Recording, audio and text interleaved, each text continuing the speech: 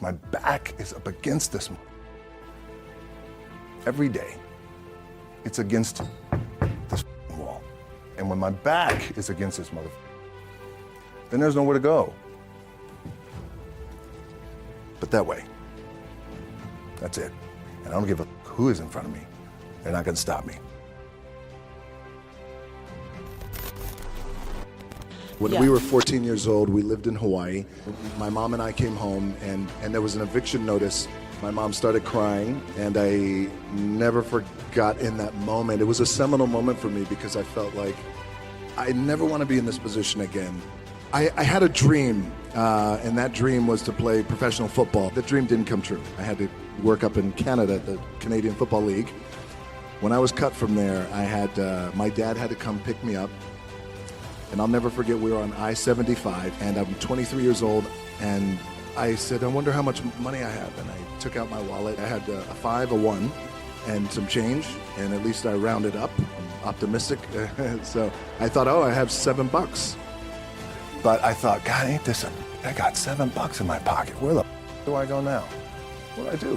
I can't go back to CFL, because the point comes where you hear that voice, big run's over. At some point, you got to be tired of not being number one. You have to be, and you got to play angry, and I play angry. Now, I'm cool and calm with my approach, and when I step out on my field, which is a set, and you're always going to have haters, and haters are like, well, man, how many movies are you going to make, or how much are you going to do? Like, you do a lot of and not only that, but in what world do we not work every day? You got to work every day. Well, I read that your father, you used to watch him in training, and he would say, if I'm going to get up at 6 a.m., you're going to get up at 6 a.m. So what do you think you got the most from him? It was definitely my work ethic. My dad was a man who, against the odds, made it. And but he would get up at usually 5:30 in the morning, and he would say, if I get up, you're going to get up too. I'm 5 years old, and he would drag me to the gym. Yes. And I wouldn't work out, but he would just make sure that I was there and be with him, and that was our time that we could spend together. And but I would say my work ethic from my dad always said too that regardless of what you do in life and where you go, respect is going to be given when it's earned, and you have to go out and earn it every single day. So when I first started wrestling, I was 6 years old, rolling on the mats with my dad. But before the wrestling part happened, I was just in the gym putting in the work. At 6 years old, rolling around on the mats. And finally, when I could touch weights at 13, that's what I was doing. But the weight part for me and the gym part, getting up at 4 o'clock in the morning every day before anybody else and grounding my thought process is in the no one will outwork me. No one has always been the anchor. It allows me to keep everything grounded. You call this your anchor, and where you find solitude. I do, yes. The gym for me and this physical activity for me is my anchor, and I always, I would recommend that for all of you guys in the room, is for us to find that anchor, whether it's hiking or biking or yoga or meditation or whatever it is. Because for me, the gym, or just some sort of physical activity, it anchors my day, and then it allows me to go on and work for the rest of the day. So it is a spiritual practice for you. Well, it's way more than just physicality. Yes. It's way more than just picking up a weight. It is my balance, it's my anchor, it's my spiritual anchor, mental, because what it allows me to do, it's the only time for me that, and we all need this because this treadmill of life, there's no stop button, so it's so crazy. It just allows me to block out the noise and clear my head, think about what I need to do or accomplish, or think about the things I need to accomplish without the influx of information and people trying to tug at me and pull at me. Absolutely. People who've been knocked down sometimes in life, everybody, not in a ring, but have had those moments where you didn't feel the rest of the world saw you for who you needed to be. How were you able to turn that around? So when I first started wrestling, the idea was, well, why don't you call yourself Rocky Maivia? I hated the name. The powers that be said, nope, that's your name. I was also told, well, when you go out and you wrestle, you have to smile. I want you to smile big. And I thought, well, what if I lose? Nope. Yes, exactly. Yeah. Still got to smile. And Yeah. it just didn't feel right. That didn't sit right with me. So A few months later, the company made me the Intercontinental Champion. And then a month later, we go into the annual biggest event. It's like the Super Bowl of wrestling, WrestleMania. And it was WrestleMania 13.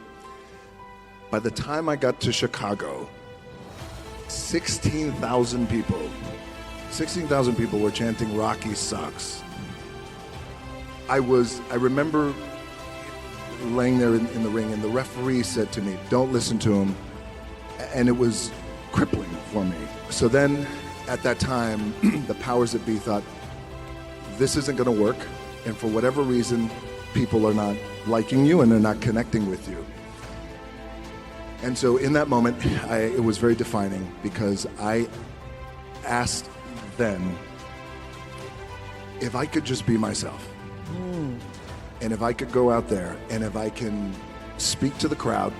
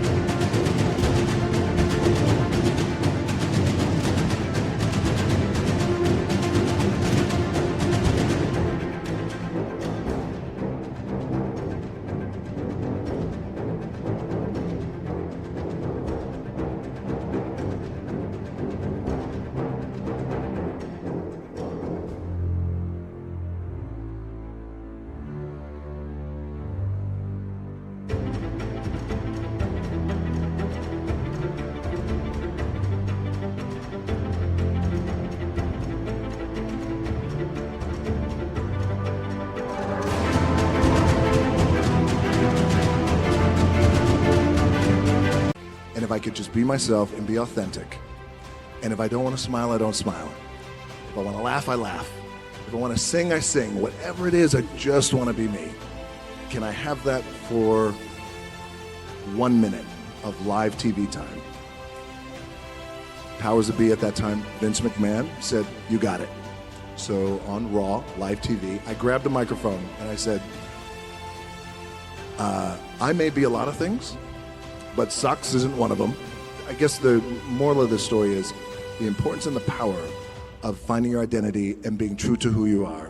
Even in that wild world of pro wrestling, it still applies to everyone in the room, and how powerful that could be, because it was a true shift and click moment. And I never looked back, and I became, fortunately, the biggest draw that the business has ever seen. Wow. And isn't that the moment, really, that particular moment, the you suck moment, turned into the moment of you becoming The Rock and no longer Rocky? Yeah. Yes, so that's when it was Rocky Maivia, and I said, you know what, I'm not going to be called that. We're going to shorten it. I'll be called The Rock. Something you said there really stuck with me, that the most powerful thing you can ever do is to be yourself. Be yourself. Yeah, that moment that you learned to be authentic is when everything changed. I do. I believe it's the most powerful thing that we could be. For example, when I got to Hollywood, the very first time I got to Hollywood in the early 2000s, I was told, again, well, if you want to be a star, maybe you shouldn't talk about wrestling, maybe you shouldn't go to the gym as much, maybe you shouldn't raise your silly eyebrow, and there was a lot of things like that. And when you don't know, you buy into it. Okay, so I went through that entire process for years trying to figure out who I was, and then when you look back on my earlier career, the films I was doing, they were good, but just not like, oh, that's how I like to see him, because he is his true authentic self. This time when I felt like, okay, I really need to make a change in my career, I need to be me, and I want to have the kind of career that is a global career.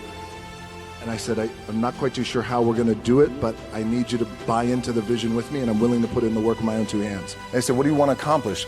I said, I want to accomplish the world. I want the world, and I want Will Smith's career.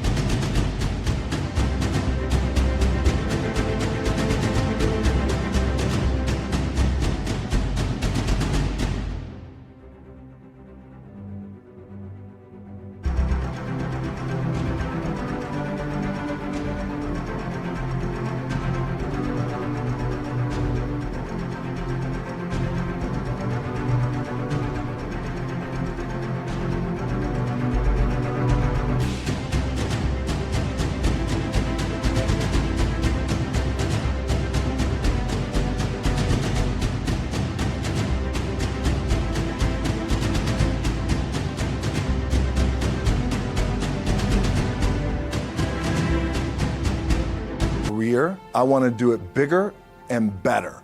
Because they even said to me, well, how do you do it better than him? This was in 2006. I said, I don't know, but I do believe there's a better way to do it and a different way to do it. And they looked at me like I had 3 heads, but I still stayed focused, and I still had still put in the hard work with my 2 hands. And then eventually I left them and then decided, you know what? My name is The Rock, and I come from the world of professional wrestling, and I look the way I look, and I talk the way I talk, and I love to work out, and you know what? This is who I'm going to be. And here we go. It's working for you. It's working. So even now, with all of the success you still see every opportunity as kind of a crack in the wall. Tell us what that means for you. I do. So what that means is I still see every opportunity that I have as like a little crack in the wall, a little scratch. And it's almost as if like the scratch represents every opportunity. Therefore, the success on the other side of the scratch is the light. Scratching hard, clawing, digging, it's that mentality to really take advantage of every opportunity I have. My last match in WWE, I wrestled John Cena, and I went in, I think it was 2013, and we went in MetLife Stadium, had a record-breaking attendance, we accomplished our goal. So I wrestled with John Cena, we had 45 minutes planned for the match. At the 15-minute mark, bang! I feel something pop. I'm like, boom, what the I'm laying there, and both of us are out. I said, oh, something's going on. The referee comes over, and he's like, Rock, you all right? I'm like, yeah. I get up, I go to step, and I can't step. So now, in that moment, you're in the game, and you're in the thick of things, and you got to make a decision. What do I got to do? And I got 30 minutes left of this match, and I have one moment. In this moment, it was a defining moment. I could either tell him, no, I'm done. He'd give the signal, match is over. Or, let's keep going.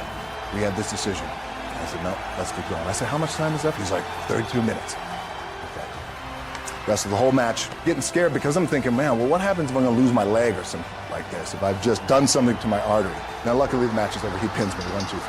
Rushed home to my doctor's down in Florida and get an MRI, find out that I have completely torn my adductor, the top of my adductor and my top of my quad off my pelvis. What I was proud of was to walk out on my own, but not only that, but in this moment where the odds are against you, people are watching, the team's depending on you, you either say, I'm done, or this, whatever the is going on, it's temporary, and it may me up at some point down the road.